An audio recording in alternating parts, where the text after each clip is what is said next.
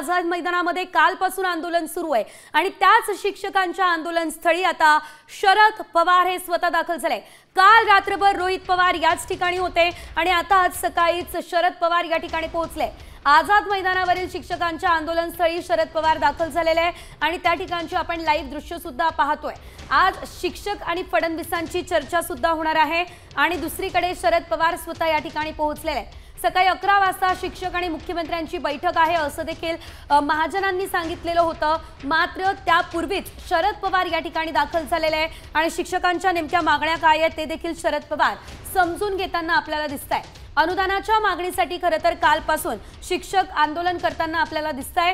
मात्र आता शरद पवार यांच्यासोबत काय चर्चा होते हे बघणं अतिशय महत्त्वाचं आहे, कारण शाळा बंदच्या निर्णयावरती शिक्षक ठाम आहे। मात्र आम्हाला अनुदान मिळावं असं या शिक्षकांचं म्हणणं आहे। शिक्षक आंदोलक आणि मुख्यमंत्र्यांची आज जरी बैठक होणार असली मात्र त्याआधी शरद पवार हे या दरम्यान आंदोलकांसोबत बातचीत करताना दिसताय। रोहित पवार तर काल रात्रीपासून या ठिकाणी उपस्थित आहे। महत्त्वाचं म्हणजे या आंदोलनामध्ये देखील शरद पवार सहभागी होणार का हे बघणं अतिशय महत्त्वाचं असेल। काही दिवसांपूर्वी देखील अशाच प्रकारे शिक्षकांनी आंदोलन केलेलं होतं, आझाद मैदान संपूर्ण व्यापलेलं होतं। त्या दरम्यान देखील विरोधकांचा पाठिंबा या आंदोलनाला बघायला मिळालेला होता। मात्र आता आपण जर बघितलं तर मुंबईमधील आझाद मैदानामध्ये शिक्षकांचं आंदोलन सुरू आहे, ज्या ठिकाणी शरद पवार दाखल झालेले आहेत।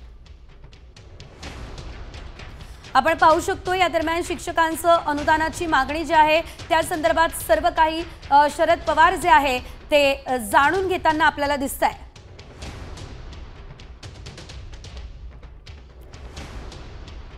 एकंदरीत आपण जर बघितलं तर गिरीश महाजन यांनी या संदर्भात आता माहिती सुद्धा दिलेली आहे। मुख्यमंत्र्यांसोबत बातचीत होणार असल्याचंही त्यांनी सांगितलंय। आता isakal.com आहे देशातील नंबर 1 ची मराठी न्यूज वेबसाईट।